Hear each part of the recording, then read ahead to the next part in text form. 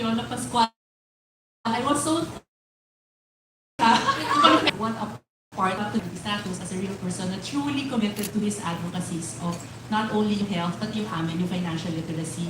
And that is why I think it has become a great partnership that has lasted this long, because the advocacies we share are truly noble and we really both believe in it, Sunlight and Piolo. And with your support, ang dami na natin natulungan, ang dami na natin napaganda yung buhay through financial security.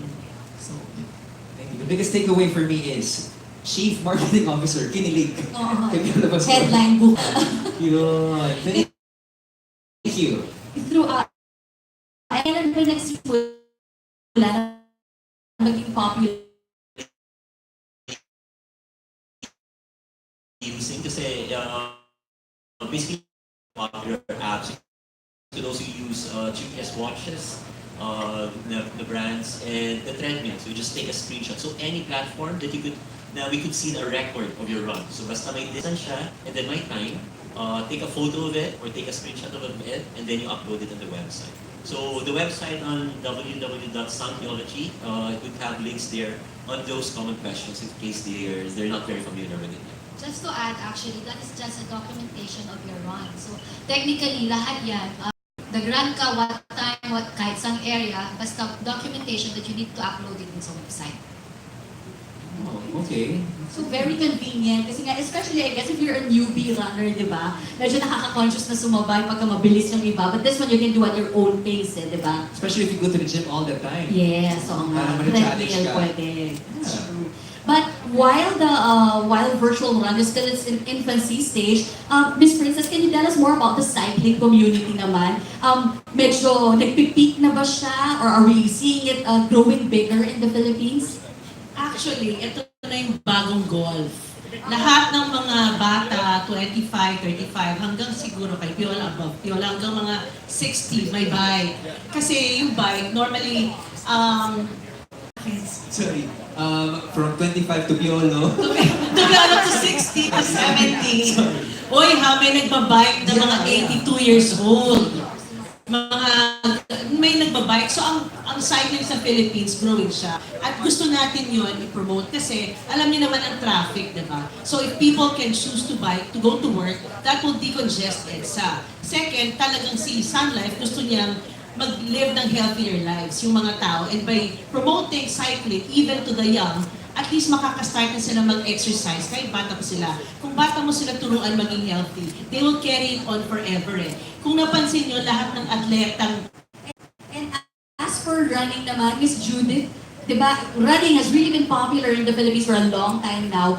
Nasusustain ba yung interest na yun throughout the years? And do we see, kamusta po yung especially the younger runners for Sunpiology?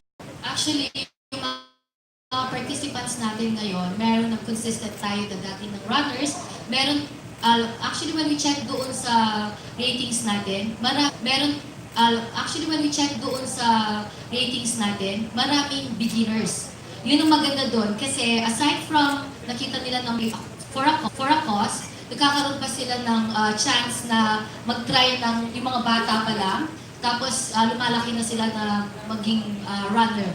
So in terms of yung growing community pa rin ang running, except that yun nga lang, meron ng variation siya ng virtual run. At ang maganda kasi sa Sunpiology, you know what's the different with Sunpiology? Every year dapat may bago. Kasi I've been handling Sunpiology for 8 years. Bandaan ko yan na dapat may bago para walang umay. Handling Sunpiology for 8 years. Bandaan ko yan na dapat may bago para walang umay tayo. So, yun po yung maganda sa Sunpiology. Talagang pinag-iisipan, pinag-aaralan, para maganda ang ihahandog natin sa, parang nag-speech, no? Sunpiology tayo. Pero to Diana, definitely you can look forward to a lot of fun experiences in this upcoming Sunpiology resolution run. Not just the run, but the whole celebration. We got lots of performers and artists. That's true. Oh, may mga shows pa tayo that we do on the side. An added attraction for people. Are we gonna do the same thing what happened last year? Parang Sun Life team versus Star Magic? Or? Yeah, that's Sun versus Star. That's actually a collaboration. If you're asking me from the last time na what is the thing that you will never forget about Sunpiology, yun yung last year. Because that was the first time na naging trilogy yun eh. So, 3 times, parang 3 events in one mother event. So, parang ang mangyayari, so ibig sabihin, more to come, dapat pag-isipan, kaya yan yung mantra ng Sunpiology Zone. Yan. Kasi basketball enthusiast si Mr. Romel Docente. Very into basketball, kaya natanong ko lang. Baka that will spark interest to everyone. I'd like to ask naman si Enchong. Si Enchong, you've experienced joining our Sun Live events in other countries. How is it different from what you've experienced here in Manila? I think being in Indonesia this year and Hong Kong, I think we're more focused with our run because here in the Philippines, it's actually surprising for me kasi yung sinasabi nila na si Piolo nahahabol ng tao. Ako hindi ako nahahabol eh. Wow! Hindi siya 1-2. Nasa top 3 si Enchong. Malagi, joke lang. Maski sa Indonesia, he was in the top. Podium finisher. Yeah. Hindi, siguro ano lang, mas may yung attention namin nasa takbo lang when you're in the other countries. That's why I'm excited for next year also because it's gonna be my first time in Vietnam naman. Tsaka ang sarap di ba nung pakiramdam that you're bringing the name of the Philippines outside. So, Pero pwede rin maghintay doon sa mga kasama. Friendly race kasi ito eh. friendly ba? Akala ko kasi competition. Akala ko may cash prize after. Kasi Enchong for you. I know! Di ba, you were just talking about swimming with Enchong. Yeah, we had a tennis here before. It's called Boys Town. Papunta pa lang po ako, nag-swimming pa lang ako papunta dun sa kabilang side. Pabalik na si Enchong Dee. Nandun sa kabilis. Nag-swim ka ba nun? O sige, hindi po siya tao, isda. Isda si Enchong Dee. And I believe, Miss Mai,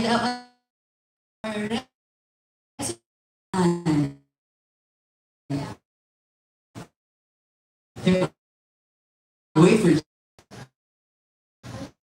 Hello, good afternoon. Ay, good evening na pala. Sorry. I'd like to ask you muna, the people behind, of course, the success of Sun Life. I just want to ask, kasi ang ganda-ganda ng partnership niyo with Piolo no, for the longest time. So, una, ang gusto kong malaman, why Piolo? Why did you consider him for the out of so many stars or talents, popular actors, why Piolo? And what's the secret of the long partnership? So 11 years ago, when we were looking for a partner in showbiz who would help us spread the message of yung, kasi in the Philippines, insurance and investments is not a popular product. Filipinos don't appreciate it. So while we've been here for 124 years, imagine, parang konti pa rin yung Filipinos na nakaka-appreciate sa service namin. So at that time, we were looking for someone. Piolo happened to be the first choice talaga because as we all know naman, Piolo's popularity, number one, cuts across everyone. Hindi lang sa ibang class, the whole population. Number two, we had to pick someone who really embodied the values that we wanted to espouse, which is yung financial responsibility.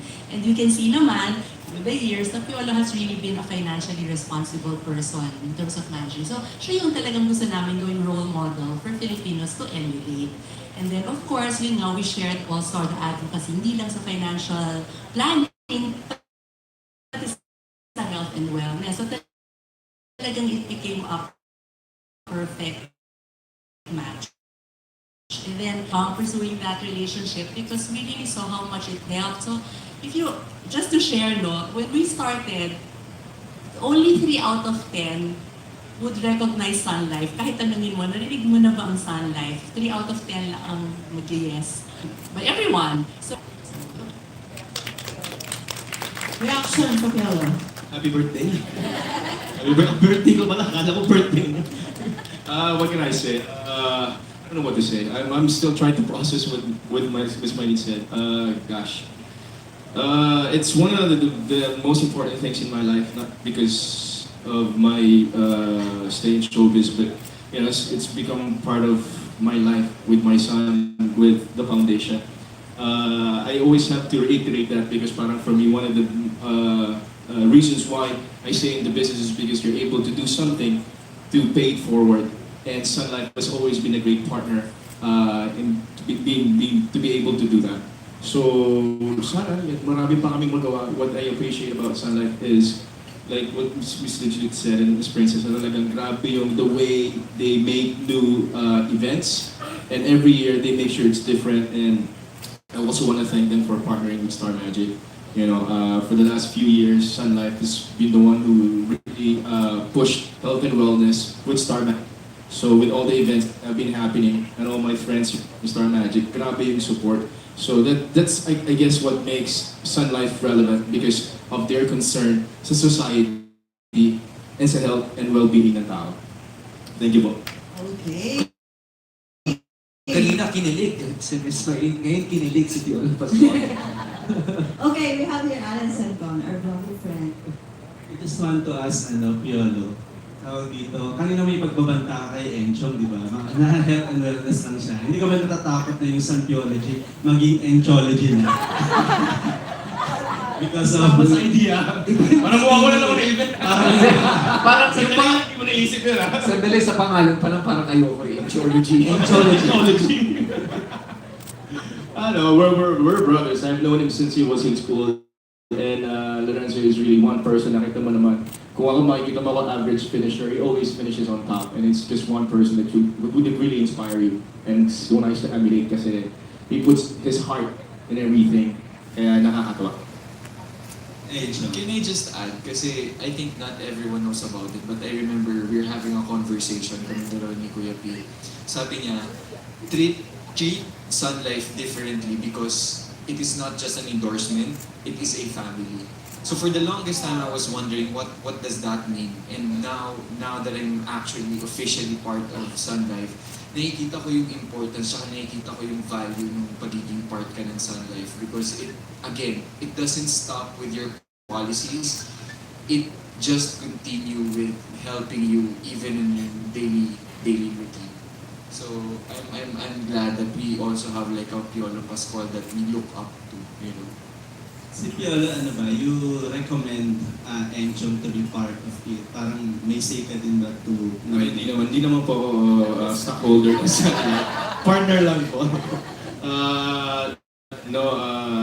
He's a welcome addition.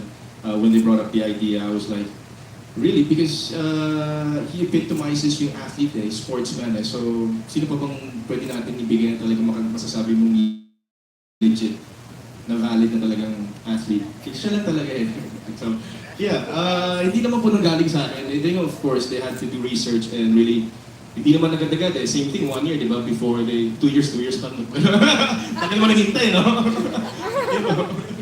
Okay, thank you, congratulations. Mind you, Enchong Dee is part of the national team. He was part of the national team before for swimming. I think what's special about this is that what we can realize from here is that Piolo really set the standards for brand ambassadors, especially for the ones who came after him and joined Sun Life. We tend to look for the same kind of relationship that we have in him and those who we will consider in the future. Kasi iba yung klase ng relationship with Piolo. So of course we want to maintain something like that with all the other brands. Really by at Sun Life. Epitome of ambassadors talaga. Siguro after this, maganda mag-group hug tayo. Yes! I think pura ko to. We have here Natalie Tomada, Philippines.